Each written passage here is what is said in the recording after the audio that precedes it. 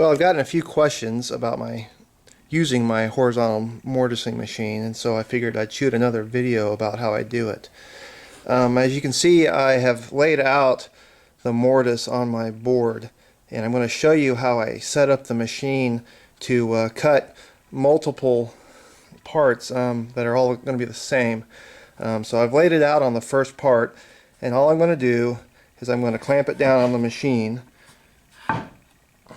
with my toggle clamp here. Now this is kind of hard because I'm doing this one-handed. I've got to make sure that I'm square to my stop here. Okay, I had to put the camera down to get it clamped down because I needed both hands, but I've got it clamped down now, and you can see my layout there on the side. And what I've done is I've got it pressed all the way up against my stop block over here on this side, my adjustable stop, and I'm going to slide it up to the bit and see, I don't know if you can see it in the video, but you're going to line up your layout line with the far edge of the bit. And then what you're going to do is slide it over until the other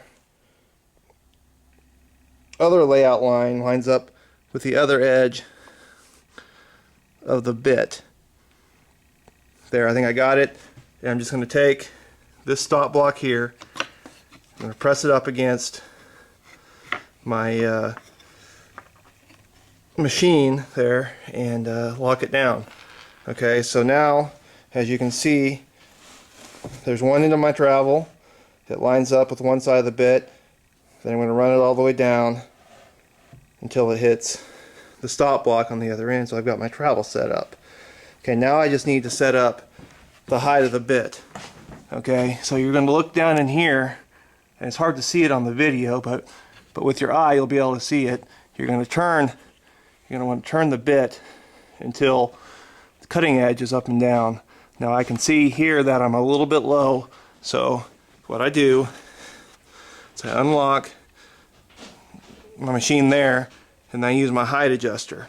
And I'm going to twist that up until I look down in there and the wings of my cutter, the cutting edges, line up with my layout lines in there on the piece.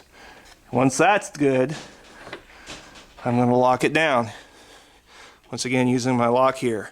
The last thing I'm going to do is you might have noticed that I have an extra toggle clamp on my machine. I'm just going to take a little block, little stop block, put it in there, and lock that down. So the next board, all I got to do is press it up against the stop block, press it up against the back of my other block, and I'm ready to go, and I can make multiple parts that are all going to be the same. Okay, now that I've got it all set up, I'm just going to show you how easy it is to do multiple parts on this machine.